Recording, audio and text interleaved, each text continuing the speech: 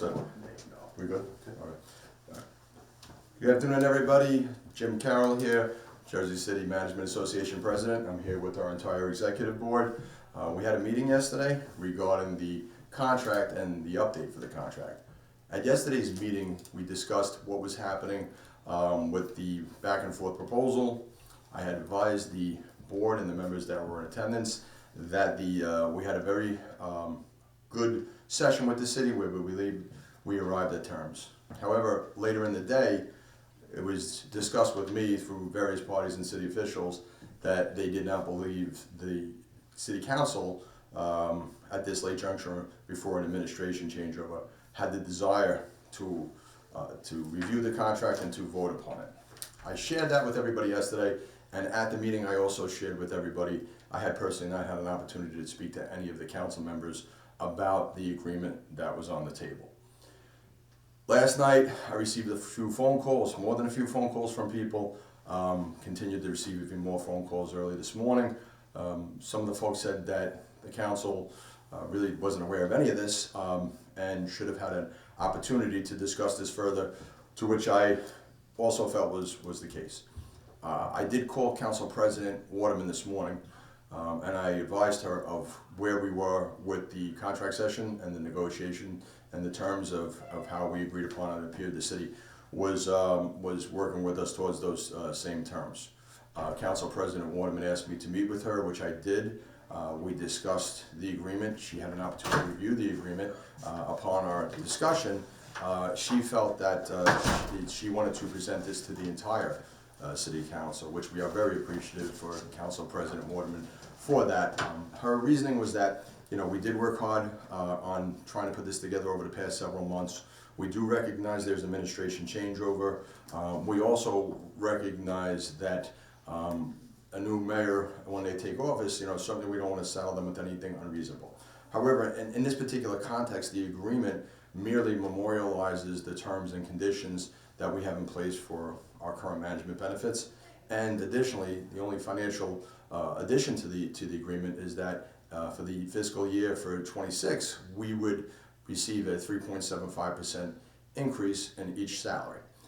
Right now, currently, the Jersey City Supervisors Association, Local 641, Local 68, and Local 246 received that last year of the same exact increase. So, compliant with the terms of pattern bargaining, we are all in a union on the same page, and those contracts are due to expire at the end of 2026. So in essence, this contract would put us on par with the other civilian unions, and we believe that that was not only fair for the unions, but it was also fair and just for the residents and the city of Jersey City and the taxpayers.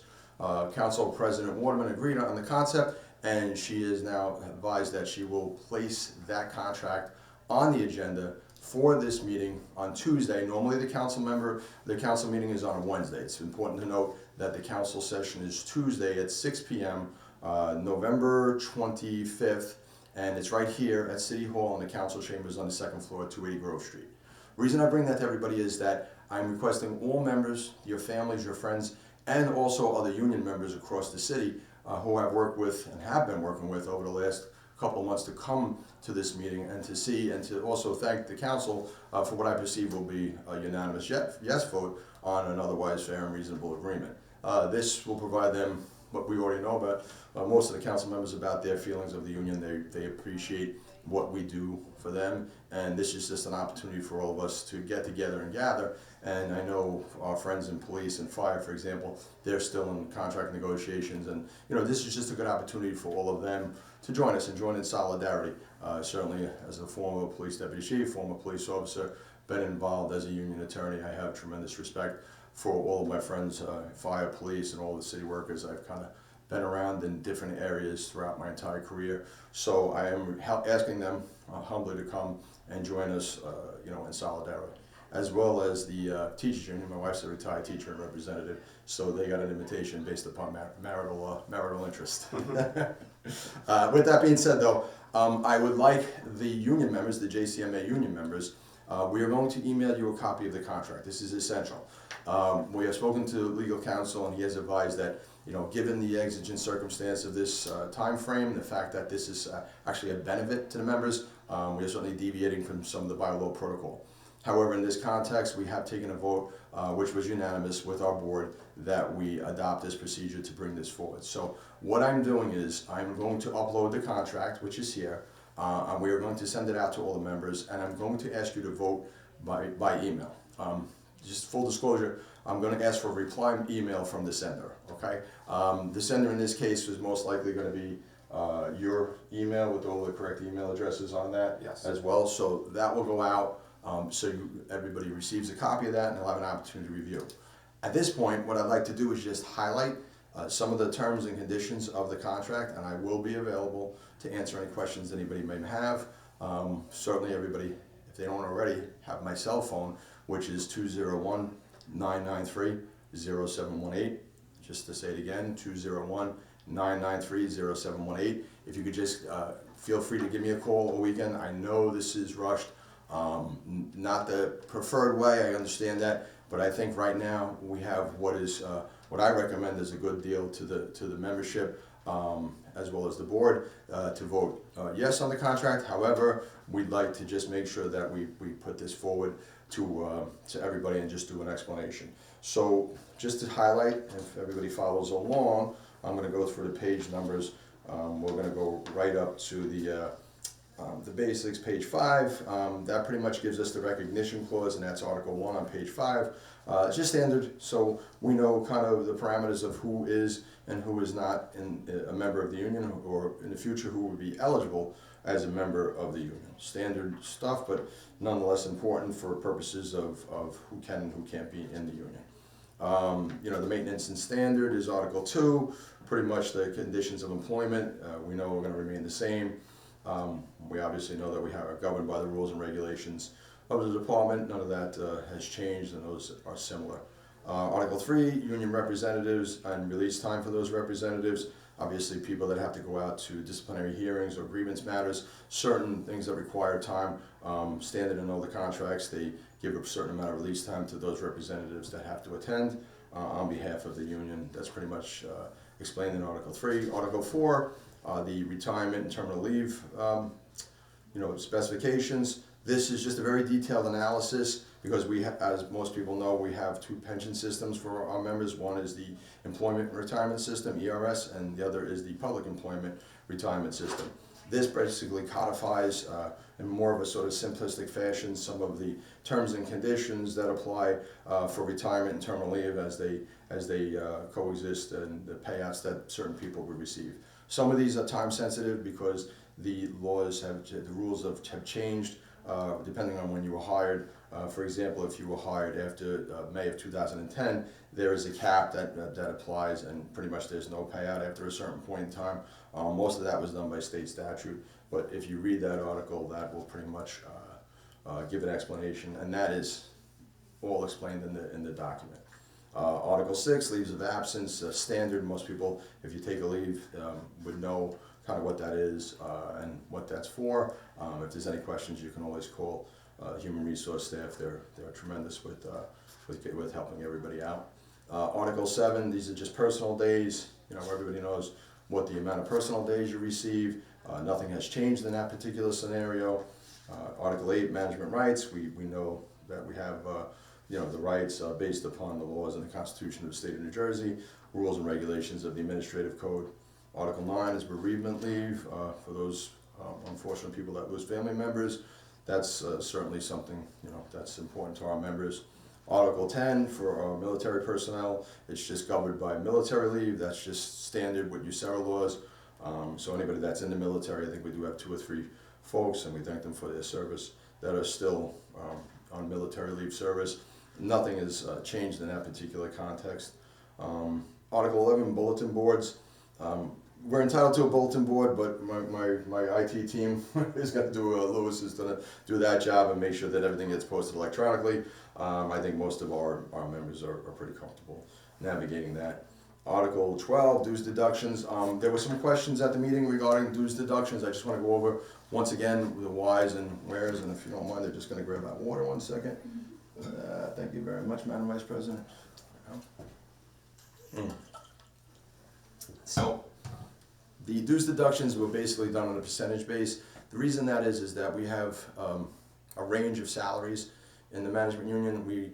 Our members earn anywhere from $60,000 to say $130,000. Raises are done on a percentage basis. So people that receive a raise on a percentage base, if you're at the higher base, obviously that percentage is more money for you. If you're at the lower end of the base, that's less. We felt that in fairness and equality, if you're going to receive higher benefits based on a higher number, you pay more of the dues. So the dues are done on a percentage basis to sort of capture the equality instead of sending one flat fee, even though there'll be people that get a little bit more and get a little bit less as we negotiate these contracts as time comes on. It really is the only fair and equitable way that we could really determine what would be the best way to approach this. But in this particular case, if the contract's ratified, that 0.9% is certainly offset by the fact that we'll get a 3.75% raise. If you do the math, that number pretty much pays for whatever your union dues are, and you've got the benefit now of a raise in this contract, and pretty much a great opportunity to have a contractual raise going forward, which for people that have been in management know that hasn't always been the case traditionally, depending on how long you've been here. So that was our logic on the dues, and we will certainly come up with a schedule so everybody knows when the dues will start and how much they'll be and what that schedule looks like, so you could budget accordingly. Article 14 are the holidays. It just memorializes the current holidays that are in effect. 15 is based on seniority, and that's basically if you have seniority in a title, or should people have a bid position, for example, and doing the same spot, and seniority becomes relevant, then it just basically states that the person that was first hired would have a bit more of a right than the person that was hired after that person. Very rare in our union because of the nature of our titles. However, it's something that we felt should have just been added, and it's standard boilerplate that are in the other agreements. These 16 changes, supplements, or alterations, they can only be done through negotiations. Article 17, which is a no strike pledge. Article 18 just memorializes our grievance procedure. That's standard on how, if we have an employee who advises us, or a member that advises us that there's certain violations of the contract, it establishes a procedure of how they would come to our office and how we would address that for you. That's all spelled out there. You can give that a read. Article 19, vacations. This just memorializes what's in the current management executive order for the most part. There was one modification that quite frankly doesn't really impact really anybody. It's for licensed professionals. The top tier, they just eliminated 32 days and made it 20 because it was more equitable pretty much for everybody across the board. But there is nobody that, to my knowledge, in the entire union that was impacted by that change. Let's see. Article 20 is sick leave. That's standard. Most sick leave is governed by statute, and it's pretty much spelled out there and what our policies and procedures are throughout the city. It's just a very detailed assessment on that particular point. Article 21, promotional announcements. The Human Resources team already has a procedure in place, but we just notify that when there's opportunities for new titles or promotions. The HR inbox, if you see that, when that comes through email, it'll say Human Resources or HR, and that basically has the titles that are open. So if anybody's ever interested in promotion or getting a permanent title, that's where those notices are. I encourage everybody to always look at that and see what's available, because there might be something there that you might not know existed, but certainly an opportunity. Article 22 is just an out-of-title clause. Generally, anybody that works out of title, similar to all the other unions, will receive a $25 stipend during that period. Article 23 is health insurance. We have our Vice President who did a fantastic job reviewing all of this. Basically, the health insurance and dental insurance and life insurance, everything is pretty much standard to what we're currently doing already. There was really no changes to what's happening there. That language is standard across the board in our executive order, but also mirrors what's in the other civilian agreements as well. The optical reimbursement plan, that's $250 for those of us that have glasses and need stronger lenses as we're getting older. The dental plan spelled out as well, retiree health benefits. All of this gives you what you need to do when you retirement, and it's pretty good roadmap. We worked with John O'Hearn and Art Thibault on this. I will say this is actually a great benefit to the members because it really gives a whole timeline and what you need to do in retirement, which is one of those open-ended questions, but now that it's memorialized in the contract, people have a much better idea what they need to do, when they need to do it when they reach age 65. And this is very helpful as a sort of a guide. Article 24, the golden article of the whole contract. The term of this contract begins in 1/1/26 and expires in 12/31 of 26. During the pendency of that, the offer is 3.75% increase on the salary. The wage increases are pretty much all spelled out, and the language here also includes Article 25, which is the longevity. Most people, after the concept of longevity expired with the unions in 2010, with the management employees in 2010, with the unions in 2013 for the most part. The practice, what used to be, if you were here a certain percentage of years, usually 4-year increments, you would receive a 2% increase for every 4 years you were here, and then there were some modest changes afterwards. For the folks that already received that will go unchanged, and they'll continue to receive that. The Article 26 just basically notes that this is a fully bargained provision for all the terms in the contract. Article 27 is just a savings clause, standard about the administrative agency language that's there. You can give that a read. Article 28 is just a miscellaneous provision. The just cause provision is something I think people should just really focus on. It's noted in here though, attorneys, because we have attorneys in the union, they are at-will employees if they are civil service attorneys. That's a little different for union employee, traditional union employees, because attorneys have licenses which require that, we have clients. We don't necessarily have jobs. And the civil service doesn't necessarily provide protection for that. Attorneys that are in the union, you already know this, but it was memorialized in the agreement, so everybody kind of understands that. Employee suspensions there, part-time benefits are spelled out, definition of what a PTO, paid time off is, temporary employees, seasonal employees, $5,000 for any certifications, a stipend for anybody that's requested to go for any training, that's spelled out. And the rest is pretty much, there's little different items that you might find interesting for each particular goal and each particular work goal. But there are a variety of different things that are worth reading. Article 29 just basically tells us what we already know, that we are essential personnel. And then Article 30 just memorializes the term of the agreement, and it also requires us to go back to the bargaining table on October 1st of 2026.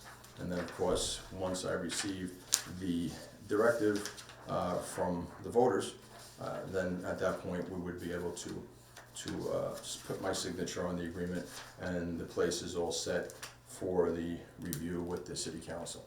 With that being said, I just want to remind everybody we do need this vote. I asked that the contract be reviewed, your votes be rendered electronically via email. Louis will send that out to everybody momentarily. It'll be a copy of the contract, a copy of the current management benefit executive order, a copy of the current memorandum of understanding which establishes the union by consent, and then those 3 documents along with a letter that I have prepared to the members to invite everybody to the council meeting on the 25th. Once again, I would like everybody to vote. Make sure that vote is in tomorrow before 12 p.m. in the afternoon. I'd also am strongly requesting with the entire board that all of the members, your families, your friends, everybody that most of our union are Jersey City residents. You have a voice. We'd like that voice to be heard.